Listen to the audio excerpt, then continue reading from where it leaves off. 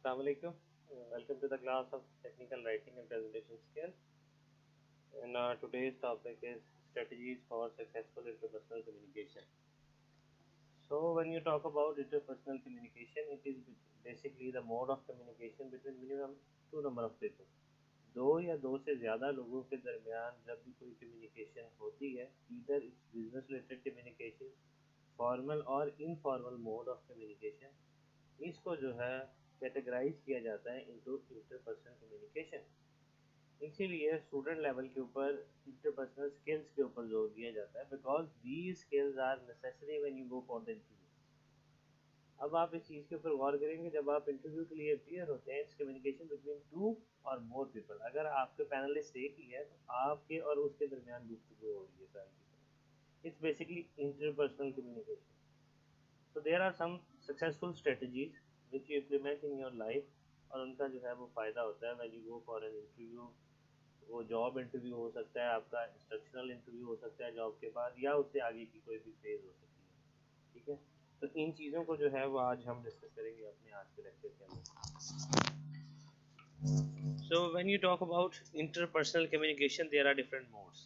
ये फ़ोन के ऊपर हो सकती है, थ्रू ईमेल हो सकती है, यानी कि इसका मोड स्पीकिंग हो सकता है, इसका मोड राइटिंग हो सकता है, कोई भी इसका मोड हो सकता है, लिसनिंग भी इसका मोड हो सकता है। ठीक है, so a face to face communication is the most common form of communication within organisation. When you talk about the organisation, the most effective way to communicate with others is basically face to face communication. For example, आपका कोई काम था, आपने किसी को email कर दी कि आपको जो है वो अर्जेंटली के डॉक्यूमेंट जो है ये चाहिए आज 12 बजे तक, 1 बजे तक। उसका जिसको आपने भेजा है वो डॉक्यूमेंट इन्फ्लुएंस नहीं होगा उस चीज़ का उस बंदे के ऊपर। शायद वो उस ईमेल को पढ़ने के बाद उसको बॉदर करे ना करे। उससे इफेक्टिव तरीका ये है कि ईमेल करने के बाद आप उसको फ़ोन कर दें। जब आप फ़ोन पे उसको आप कंपेल करेंगे या इंसिस्ट करेंगे कि आपको ये डॉक्यूमेंट चाहिए, तो डेफिनेटली वो काम कर रहा होगा। लेकिन सबसे इफेक्टिव तरीका ये है कि आप फेस टू फेस जाके उसको मिलते हैं और उसको बताते हैं कि जी ये इमरजेंसी है और उसके लिए ये वाली चीज़ जो है ये रिक्वायर्ड है। So that is why face to face communication is the most common form of communication.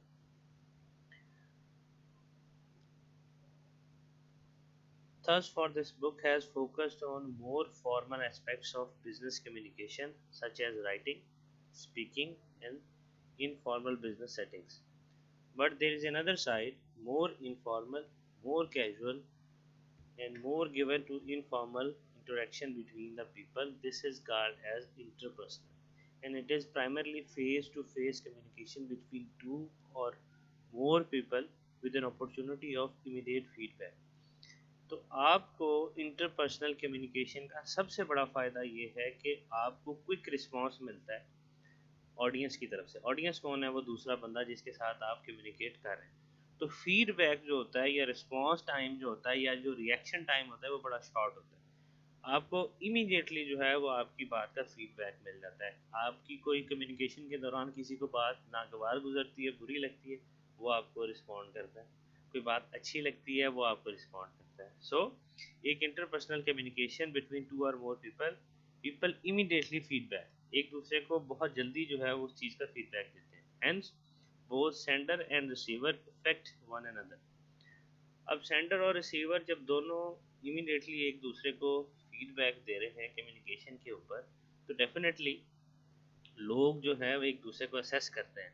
वो फिर थोड़ा मुहतात होके उस तरह से बात करते हैं जिस तरह से अगला बंदा जो है उस बात को या उस कम्युनिकेशन को सुनना चाह रहा है। The feedback loop involves oral and non-verbal response, and it is immediate rather than delayed as in written communication. Written communication के अंदर क्या है कि आपने किसी को लेटर लिखा, लेटर के जवाब में उसका जो रिस्पांस है 1 दिन 2 दिन 10 दिन जो है वो लेट होगा। लेकिन फेस टू फेस कम्युनिकेशन के अंदर जो है ये ऐसा नहीं होता। इसमें आपके पास जो फीडबैक या रिस्पांस है वो बड़ा क्विक होता है।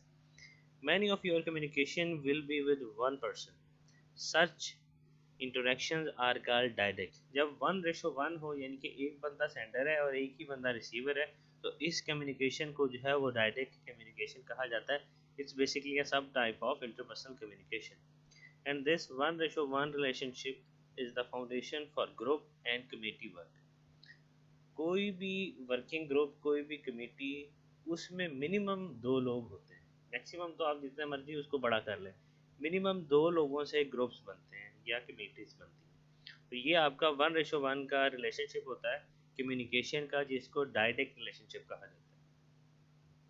However, we focus on some principles relating to direct communication and then offer suggestions on handling three common forms of interpersonal communication. There are basically three forms: interviewing, जिसके अंदर आप लोगों को assess करते हैं; टेलीफोनिंग, इंफॉर्मेशन पास ऑन करते हैं; और डिक्टेटिंग, जिसके अंदर आप लोगों से कोई काम जो है थ्रू इंस्ट्रक्शंस जो है वो करवा रहे होते हैं। Now, direct communication.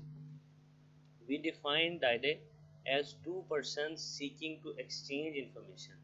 So to be in direct communication, it must be two people exchanging their ideas. ठीक है जी, for the information. Of course that it may occur within a meeting, but here we focus upon interpersonal communication, that is basically 1:1 interaction. ठीक है जी, आगे चलते हैं. Your self perception can be tested through your honest feedback from an intimate friend. आपका किसी भी चीज़ को लेके जो सेल्फ परसेप्शन है वो ऑनेस्टली जो है वो आपसे क्लोज लोग जो है वो बता सकते हैं, अगर वो डायरेक्ट कम्युनिकेशन के अंदर जो है वो इन्वॉल्व। इससे रिलेटेड आगे जो है हम एक एग्जांपल करते हैं, उससे जो है ये आपको बेहतर क्लियर होंगी। ये सेल्फ परसेप्शन का जो साइकिल है कम्युनिकेशन के अंदर, ये किस तरह से चलता है। उससे पहले एक कम्युनिकेशन की प्रॉब्लम है, कम्युनिकेशन का एक प्रॉब्लम है आपके पास। अगर आप देखें तो this is the percentage of day devoted to the following types of communication. अगर आपके पास एक पूरा दिन है और आप उसको एज 100% और होल कंसिडर करते हैं और आपकी इंटरपर्सनल कम्युनिकेशन हो रही है लोगों के दरमियान, तो ये एक रिपोर्ट शाया की गई थी 1987 एंड 1996 के अंदर, जिसके अंदर ये बताया गया था कि अगर आप एशियन कम्युनिटी, यानी कि एशियन लोग जैसे हम हैं और इजिप्शियंस हैं, तो उनके दिन का कितनावा हिस्सा जो है कम्युनिकेशन के दौरान किस मोड में गुजरता है। हमारा 28.7% जो पार्ट है वो स्पीकिंग के अंदर गुजरता है। लिसनिंग की अगर हम बात करें तो 25.3% जो दिन का पार्ट है वो लिसनिंग के अंदर आपका जाता है, कंज्यूम होता है। राइटिंग की अगर बात करें तो 24.4, और रीडिंग की अगर हम बात करें तो 21.4 जो दिन का हिस्सा है वो आपका इस मोड ऑफ कम्युनिकेशन के अंदर जो है वो कंज्यूम होता है। Now self perception. Self perception के हवाले से ही आपको यहाँ पे एक एग्जांपल दी गई है। हम लोगों के लिए अपना नज़रिया जो है वो कैसे कायम करते हैं थ्रू कम्युनिकेशन। अब जैसे हमने पहले बताया कि रिटन जो है, written form of communication, it's also a form of interpersonal communication. तो इस कम्युनिकेशन मोड के अंदर आपको एक स्केच दिखाया गया है जिसके अंदर कुछ कैरेक्टरिस्टिक्स बताए गए हैं एक इंसान के। Like this, he is tall, he has a beard, he wears jeans to the class. So he has holes in the jeans, wear caps backward, he is friendly, he is married, he drives a four-wheel truck, he smokes, wears horn-rimmed glasses, wears no socks and consistently late. अब अगर इन सारे characteristics को आप join करें तो क्या है जी, वो एक लंबा चौड़ा शख्स है जिसकी शेव है, मुंह दाढ़ी है, मुंह के ऊपर, जीन्स पहन के आता है क्लास में, और उसके अंदर वो फटी हुई जीन्स जो है जिस तरह कैजुअल लोग पहनते हैं उस तरह की जीन्स है, और उल्टी टोपी जैसे पी कैप उल्टी पहनते हैं उस तरह से पहनता है, और फ्रेंडली है, मैरिड है, और वो 4x4 जो है वो ट्रक लेके आता है जो भी उसकी वर्क प्लेस है। लाइक अगर हम अपने मुल्क की बात करें तो जैसे जिसको हम वीगो कहते हैं, वीगो डाला जो है, फिर वो सिगरेट पीता है जी, ही स्मोक्स, ग्लासेस पहन के आता है और शूज़ के अंदर सॉक्स नहीं होते उसके हैं, और वो हमेशा लेट आता है अपनी वर्क प्लेस के ऊपर। अब ये सारी चीज़ें जो हैं ये आपका एक सेल्फ परसेप्शन जो है वो जनरेट कर रही हैं उस इंसान के बारे में कि वो इंसान कैसा हो। ये सारी बातें हमें ये बता रही हैं कि वो कोई रिस्पॉन्सिबल आदमी नहीं, कोई जिम्मेदार आदमी नहीं है। ये जो प्रैक्टिस इसके बताए गए, यही एक्टिविटी जब इस ऑथर ने ये बुक लिखी तो ड्यूरिंग दैट राइटिंग फेज एक क्लास के अंदर उन्होंने यही एक्टिविटी जो है वो परफॉर्म की इन प्रैक्टिस को लेके। अब जो लोग सुन रहे थे इस चीज़ को, उन्होंने उसके बारे में जो सेल्फ परसेप्शन जनरेट किया, that was he is someone from a broken home who rarely had guidance in preparing for the outside world. लोगों ने उसके बारे में लिखा, his home was probably disorganized, his habits were influenced by the members of the family and no one is likely to invite him, यानी कि no one likes clearly he likes them out of doors, यानी कि कोई भी उसको अपने घर नहीं बुलाना चाहे, फुली एग्री होता है। ये बिल्कुल ऐसा ही है क्योंकि उसके कैरेक्टरिस्टिक्स नहीं बता रहे कि वो कोई रिस्पॉन्सिबल आदमी है। It is virtually impossible to arrive at conclusion based solely on visible non-verbal characteristics. ये वो characteristics थे जो visible थे और non-verbal थे। Actually, the description of a person is that, जिसकी ये आपको description बताई गई है, ये एक कॉलेज का प्रोफेसर है and he has written about 40 articles and appeared on some of the international and national forums and currently leading the university lecture. His self-perception is positive. He gets along with the people and peers. वो diabetic patient है इसीलिए वो late आता था। And his teaching awards have been numerous. अब जब आपको पूरी की पूरी कहानी उसकी बता दी गई, किसी ने आपको बोल के बताई या आप उससे मिले तो उसने आपको बोल के बताई, फेस टू फेस कम्युनिकेशन हुआ। अब इन सारे करैक्टरिस्टिक्स को जब आप ज्वाइन करेंगे उस गुफ्तगू के साथ, तो आपका सेल्फ परसेप्शन जो है वो उस इंसान के बारे में चेंज हो जाएगा। So in short, over time we accept some personal verbal and non verbal habits of others that are out of synchronisation with our own. ठीक है जी। तो हम इन चीज़ों से लोगों के बारे में बहुत जल्दी एक सेल्फ परसेप्शन जनरेट कर लेते हैं, इसको अवॉइड करने की ज़रूरत है। Jumping to conclusion about an individual can be done too quickly. लोग बहुत जल्दी जो है वो लोगों को जज करते हैं। Be cautious in drawing the conclusion about the others. लोगों के बारे में जब भी आप अपना परसेप्शन कायम करें, उसके अंदर जो है थोड़ा सा टाइम लें, लोगों को जज करें, उसके बाद जो है उसके बारे में अपना परसेप्शन कायम करें। जब हम डायरेक्ट कम्युनिकेशन की बात करते हैं तो we talk about direct communication relationship. It is virtually impossible not to communicate in reaction to another person। इसका मतलब ये है कि न्यूटन का थर्ड लॉ, जिसके अंदर हम ये कहते थे कि every action has an equal and opposite reaction. दिन के अंदर हमारी 90% जो कम्युनिकेशन होती है वो in response to a reaction होती है, यानी कि हम दिन का 90% हिस्सा लोग जो हमसे कम्युनिकेट करते हैं या जो एक्शंस हमारी तरफ करते हैं उसके रिएक्शन में हम या उसके रिस्पॉन्स में हम वो चीज़ें कर रहे होते हैं। So it is virtually impossible not to communicate in reaction to another person। हम हमेशा जो है वो किसी भी रिस्पॉन्स के रिएक्शन के अंदर जो है वो अपनी कम्युनिकेशन या गुफ्तगू जो है वो करते हैं। Earlier we said that direct communication involves two people seeking to exchange information। Consequently, communication is unidirectional that lacks feedback। एक ऐसी कम्युनिकेशन जिसके अंदर दो लोग इन्वॉल्व हैं और वो यूनिडायरेक्शनल हो और उसके अंदर फीडबैक ना हो, तो उस इंफॉर्मेशन के अंदर बहुत ज़्यादा गैप होता है। इसको अभी हम देखते हैं, ये आपको दिखाया गया है। इससे पहले हम सेल्फ परसेप्शन का एक साइकिल जो है वो उसको डिस्कस करते हैं। That is basically the cyclic nature of self perception. For example, किसी भी इंसान को लेके, किसी भी चीज़ को लेके मेरा एक सेल्फ परसेप्शन है कि ईदर दैट थिंग और पर्सन इज राइट और रॉन्ग। अब अगर मेरा उसके बारे में जो सेल्फ परसेप्शन है वो रॉन्ग है कि वो बंदा जो है या वो काम जो है या वो चीज़ जो है वो गलत है, तो मेरा जो सेल्फ बिहेवियर होगा that will be influenced by that self perception. मेरा उस इंसान को या उस चीज़ को लेके रवैया जो है वो उस तरह का हो जाएगा। अगर मैं ये सोचूंगा कि वो इंसान नेगेटिव है तो मेरा उसके साथ जो रवैया होगा, it could be aggressive, it could be harsh, positive नहीं हो सकता उसके साथ। और मेरे उस इंसान से वो रवैया रखने की वजह से सोसाइटी का मुझे देख के उस इंसान से भी रवैया जो है वो नेगेटिव हो जाए। लोग लोगों की परसेप्शन को जज करते हैं। अगर मैं किसी के बारे में गलत परसेप्शन रखता हूँ तो 10 में से एटलीस्ट 5 से 6 लोग जो है वो भी उस चीज़ को गलत समझ लेंगे बगैर सोचे समझे। इसके अंदर जो कम्युनिटी का रोल है वो बड़ा इंपॉर्टेंट है। That is perception by others. अगर मेरा उस चीज़ को लेके रवैया जो है वो नेगेटिव था मेरे सेल्फ परसेप्शन की वजह से, लेकिन जो कम्युनिटी थी वो समझदार, लोग जो थे चीज़ों को जज करने वाले थे, so they will respond back through oral responses and through non verbal responses. वो अपनी नाराज़गी का जब इजहार करेंगे मेरे साथ, तो ये cycle it comes back to my self perception where I think back again कि नहीं, इस चीज़ को लेके मेरा रवैया जो है वो गलत था। I will make it positive. जब मैं उस सेल्फ परसेप्शन को पॉजिटिव करूंगा तो मेरा सेल्फ बिहेवियर भी पॉजिटिव हो जाएगा और कम्युनिटी या परसेप्शन बाय अदर जो है वो उसको एक्सेप्ट कर लेगी। तो that is how self perception cycle continues. ठीक है जी।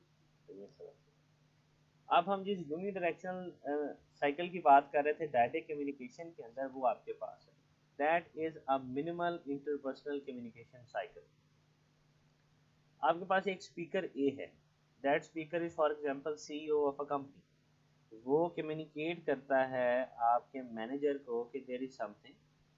आपका जो मैनेजर है वो कोई फीडबैक नहीं देता आपके सीईओ को, और उसको नीचे डाउन द लाइन जो है वो प्रोडक्शन टीम को ट्रांसफर कर देता है उस मैसेज को। प्रोडक्शन टीम कोई रिस्पॉन्स नहीं करती उस पॉलिसी के अगेंस्ट कि ये सही है या गलत है, और उसको डी तक पहुंचा देती है। तो ये वो आपके पास कम्युनिकेशन है जिसके अंदर मिनिमल इंटरपर्सनल कम्युनिकेशन है, यानी कि स्पीकर ए बी तक इंफॉर्मेशन पहुंचा रहा है, बी उस इंफॉर्मेशन को एब्जॉर्व करने के बाद ए को रिस्पॉन्ड नहीं कर रहा कि ये जो आप इंस्ट्रक्शन या पॉलिसी जो है इम्प्लीमेंट करना चाह रहे हैं इधर इट्स राइट और रॉन्ग। फिर बी जो है वो सी तक वो इंस्ट्रक्शन फॉलो करता है और सी जो है वो डी तक वो पहुंचा देता है। इस तरह से जो है मिनिमल इंटरपर्सनल कम्युनिकेशन वाली जो आपके पास साइकिल है या आप सिनेरियो है, इस सिनेरियो में है जो लोगों का जो है वो लॉस होता है। दूसरी है आपके पास एक्सटेंसिव इंटरपर्सनल कम्युनिकेशन, जिसके अंदर भी आपके पास speaker A B C D चारों स्पीकर्स हैं, लेकिन जो कम्युनिकेशन आपकी स्पीकर ए से आ रही है, स्पीकर बी जो है वो एक्सटेंसिवली उसके ऊपर अपना फीडबैक दे रहा है। फिर फीडबैक के बाद जो कंक्लूजन आती है एक ही तरफ से उसको पास ऑन करता है टू सी। इसी तरह सी जो है वो अपना फीडबैक देता है बी को, वहां से जो कम्युनिकेशन होती है वो फिर पास ऑन की जाती है to the D, and D also gives its extensive feedback to C. D जो है वो सी को भी दे सकता है, बी को भी दे सकता है, ए को भी दे सकता है। इसी तरह सी वापस बी को भी दे सकता है, ए को भी दे सकता है, और बी जो है ए। इसकी मैं आपको एग्जांपल देता हूँ। आप स्पीकर ए को कंसीडर करें as a CEO level, B जो है वो मैनेजर लेवल, सी जो है इसको प्रोडक्शन मैनेजर लेवल या प्रोडक्शन टीम जो है उसको कंसीडर करें, और डी जो है वो लेबर लेवल। फॉर एग्जांपल ए जो है वो ये कहता है कि इस साल हमारे जो है टारगेट्स शायद मीट ना कर पाए, क्योंकि पिछले साल हम टारगेट्स नहीं मीट कर पाए थे, तो इस साल एम्प्लॉयज़ के कोई बोनस जो है वो साल के अंदर सैलरी के अलावा कोई बोनस नहीं मिलेगा। उसने ये इन्फॉर्मेशन जो है वो पास ऑन कर दी टू मैनेजर। मैनेजर ने कहा कि सर अगर आप इस साल कोई भी बोनस जो है वो नहीं देंगे, now it giving A as a feedback कि अगर आप ये नहीं देंगे लोगों को बोनसेस, तो उससे क्या होगा कि लोग जो हैं वो डिस्करेज होंगे। तो ये जो है वो उससे पूछेगा तो इसको किस तरह से फिर हमें करना चाहिए। तो फॉर एग्जांपल उनकी गुफ्तगू होती है कि चलें दो नहीं तो आप एक बोनस जो है वो लोगों को दे दें। वो इन्फॉर्मेशन सी को पास कर देगा बी कि इस साल सिर्फ एक बोनस मिलेगा। सी उससे वजह पूछेगा तो ये बताएगा कि जी मैनेजर जो है वो ये कह रहा है कि इस साल जो है वो आपका टारगेट जो है वो अचीव नहीं हो पा रहा। सी अब एक सजेशन देगा बी को कि सर इस साल जो है वो हम अनपेड ओवर टाइम लगाएंगे और कंपनी के जो टारगेट्स हैं वो अचीव करेंगे, लेकिन जब हम अनपेड ओवर टाइम लगाएंगे हमें उसके बदले में बोनसेस दो ही चाहिए और हम टारगेट अचीव करके देंगे। वो इन्फॉर्मेशन बी को भी दे देगा और बेशक वो ए को भी दे देगा। अब बी वापस जो है ए तक ये बात पहुंचाएगा, ए जो है वो उस चीज़ के ऊपर कन्विंस होता है, तो ठीक है, तो वो सारी इन्फॉर्मेशन जो है वो डी को पास ऑन कर दी जाएगी। डी के ऊपर जो लोग होंगे उन्हें सी कन्विंस करेगा कि आपने इस दफ़ा ओवर टाइम लगाना है अनपेड, लेकिन आपको जो है वो दो बोनसेस मिलेंगे। अब डी के ऊपर वो लोग हैं जिन्होंने काम करना है, लेबर है, वो अपना फीडबैक देंगे कि अगर हम ओवर टाइम लगाएंगे तो हमें फिर संडे के साथ साथ सैटरडे की भी जो है वो छुट्टी चाहिए, लेकिन हम टारगेट्स अचीव करेंगे। तो इस तरह से जो है ये एक्सटेंसिव इंटरपर्सनल कम्युनिकेशन का जो साइकिल है वो चलता है, जिसके हर लेवल के ऊपर लोग जो है वो इंटरपर्सनली कम्युनिकेट करते हैं। फॉरन से जो अपना एक्सटेंसिव फीडबैक जो है वो ऊपर तक या नीचे की स्टेज के ऊपर जो है वो पहुंचा रहे हो। ठीक है जी, आगे चलते हैं। Functional relationship. A purposeful meeting may involve two people meeting for a common purpose. Here, the glue holding them together is tighter than the whole conversation or the quick hello to the street. तो एक functional relationship, intimate relationship भी होते हैं आपके पास functional. Intimate relationships कौन से? हमारी family, हमारे फ्रेंड्स, जिनके साथ हमारे सेल्फलेस रिश्ते हैं, जिनकी जो एग्जिस्टेंस है हमारी ज़िंदगी के अंदर वो मीनिंगफुल है। लेकिन अगर आप ऑफिस में कुलीग लेवल के ऊपर या यूनिवर्सिटी के अंदर फेलोज की बात करें तो these are the functional relationship. Teacher और स्टूडेंट का भी होगा। तो इसमें एक कॉमन पर्पस के लिए जो है वो लोग इकट्ठे होते हैं, तो इस रिलेशन को जो है वो फंक्शनल रिलेशनशिप कहा जाता है। इसकी बहुत सारी एग्जांपल हो सकती है। For example interviewing for a position, एक जॉब पोजीशन के लिए दो लोग इंटरव्यू के अंदर हैं, एक इंटरव्यू लेने वाला और एक इंटरव्यू देने वाला, ठीक है जी। तो उनका जो उस वक्त रिलेशनशिप है that is a functional relationship. फिर एक इंस्ट्रक्शनल इंटरव्यू है जिसमें एक न्यू एम्प्लॉय को पॉलिसी के बारे में एक पुराना एम्प्लॉय बता रहा है, तो इट्स एन फंक्शनल रिलेशनशिप। इसी तरह telephone exchange, grade review, job termination, so these are all the types of functional relationships. Now the types of relationships. A second way of viewing direct communication is to think about the levels at which you are related to the people. Direct communication के दौरान आप लोगों को एक continuum के अंदर basically divide कर देते हैं कि आप किस लेवल के ऊपर लोगों से कम्युनिकेट करना चाह रहे हैं, इंटीमेट और non intimate. On a continuum of intimate to non intimate where the people lie, कि लोग जो हैं इस लेवल के अंदर कहाँ पे लाई कर रहे हैं, कि वो आपके बहुत ज़्यादा करीब है। इंटीमेट में बात करें तो सबसे टॉप के ऊपर आपकी फैमिली होगी, फिर आपके पास फ्रेंड्स होंगे, फिर इक्विटेंसेस होंगी जो नॉन इंटीमेट लोग हैं आपके लिए, जिनके आपके साथ जो है वो फंक्शनल रिलेशनशिप। ठीक है जी, वापस आते हैं इसकी तरफ। तो ये आपके पास कम्युनिकेशन प्रॉब है, ये कम्युनिकेशन का एक प्रॉब्लम है। It does not make much insight to get from the communication is most often used in business settings, face to face communication. ये सबसे ज़्यादा जो है फेस टू फेस कम्युनिकेशन की जाती है। लेकिन आपको ये एक एग्जांपल बताई हुई है जो एक सर्वे किया गया था इन 1987, percentage of respondents listening modes of communication in one or four modes of communication। तो ये है कि लोग दिन में बिजनेस कम्युनिकेशन का 90% जो पार्ट है वो टेलीफोन कम्युनिकेशन के ऊपर जो है वो कंज्यूम करते हैं। उसके बाद they rely on face to face communication that is 77.5। फिर उसके बाद मेमोरेंडम या मेमो राइटिंग आती है that is 55, computer email 30, letters 29, electronic black board 5, teleconferencing 5, video conferencing 5। so that is how people communicate। सबसे ज़्यादा जो है लोग पसंद करते हैं इंटरपर्सनल कम्युनिकेशन के अंदर टेलीफोन को और फेस टू फेस कम्युनिकेशन को। बाकी चीज़ों के ऊपर जो है वो लोग रिलाई नहीं करते, बिकॉज उन सारी चीज़ों के अंदर जो आपका फीडबैक या रिस्पॉन्स टाइम है वो डिलेड है, लेकिन इन दोनों चीज़ों में आपके पास क्विक रिस्पॉन्स है। तो एक्सचेंज ऑफ आइडियाज जो है दैट इज़ वेरी फ्रीक्वेंट। चलें, clearly we desire to communicate more often and intimately with those with whom we feel comfortable and trust। तो ये ह्यूमन साइकी है कि आप उन लोगों के साथ डिज़ायर रखते हैं फ्रीक्वेंटली कम्युनिकेट करने का जो आपके दिल के करीब है। वो कौन है? It's your family, it's your friends.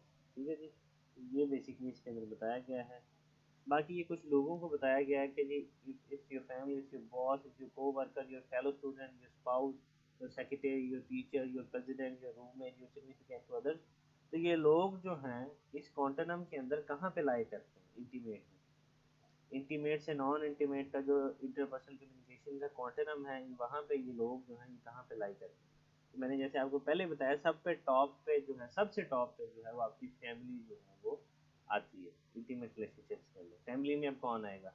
Family में आपकी अम्मी, अब्बू, बहन, भाई, बीवी, बच्चे, ये सारे जो हैं ये फैमिली के अंदर आएंगे। इसके बाद आपके फैमिली के बाद जो है वो फिर आपके जो है वो रिलेटिव आएंगे। ठीक है, उनके बाद फिर आपके फ्रेंड्स आएंगे। फ्रेंड्स के अंदर जो है वो फिर कैटेगराइज होगी, जो आपके ओल्ड फ्रेंड हैं या पास्ट फ्रेंड्स हैं, फिर उसके बाद न्यू फ्रेंड्स हैं, और सबसे एंड में आपके एक्विटेंसेस आएंगे कि आपके कोलीग्स हैं, आपका फंक्शनल रिलेशनशिप है किसी के बारे में, आपका कोई फेलो है, आपका कोई मोहल्लेदार है, इस तरह के लोग हैं। ठीक है जी,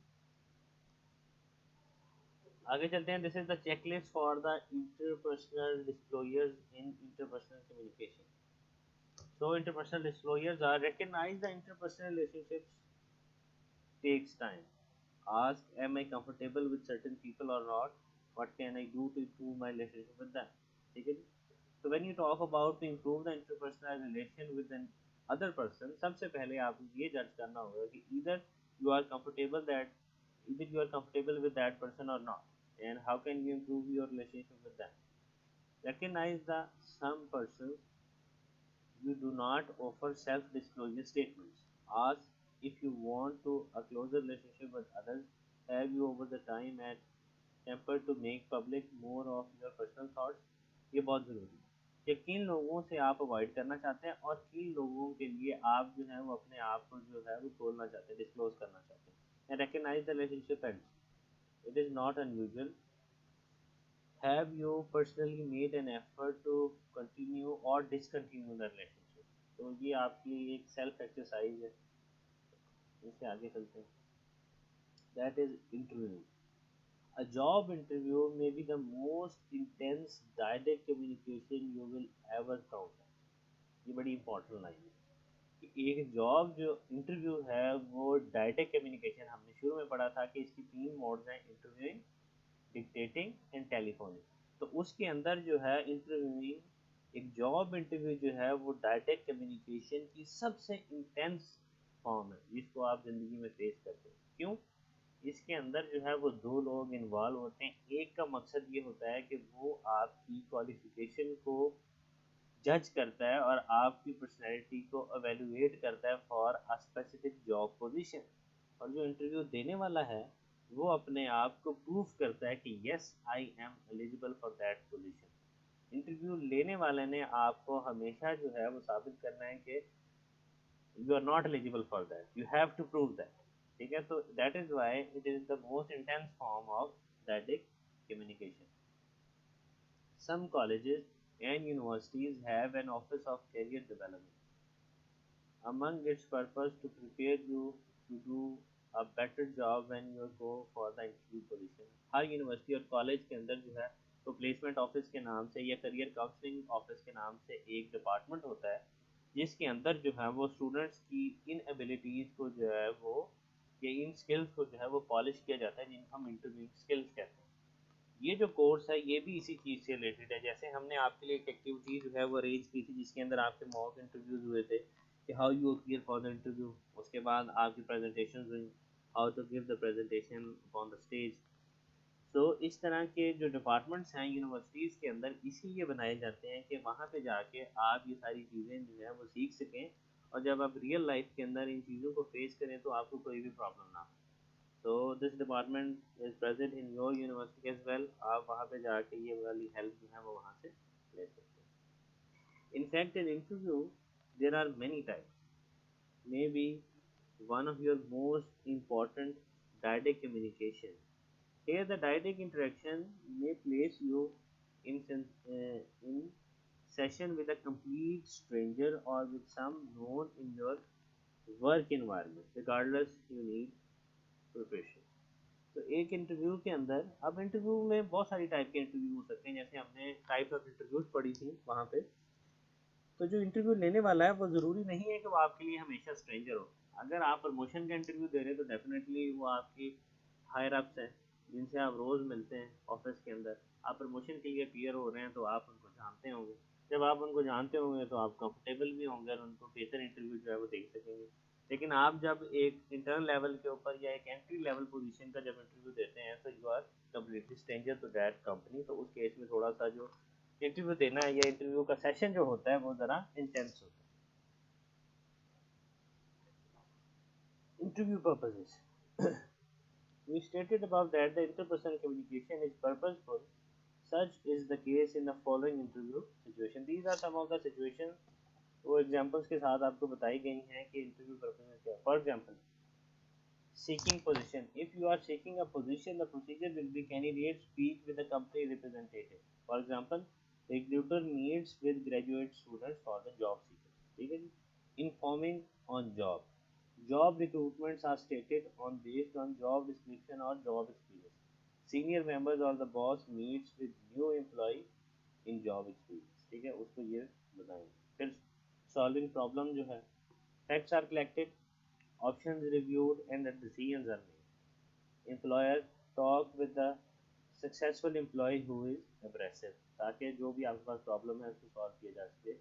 तो ये आपके पास इंटरव्यू से रिलेटेड कुछ एग्जांपल्स हैं कि किस तरह से जो है ये चीज़ें इवेलुएट होती हैं.